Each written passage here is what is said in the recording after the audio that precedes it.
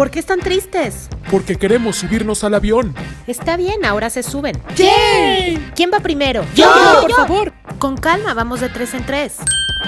¡Estamos listos! Despegando.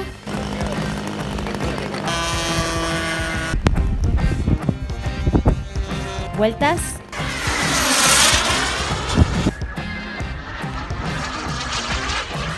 Aterrizando.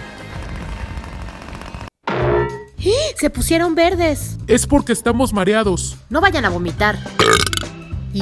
¿Quién sigue? Ya les dio miedo. Lo que se ve no se juzga.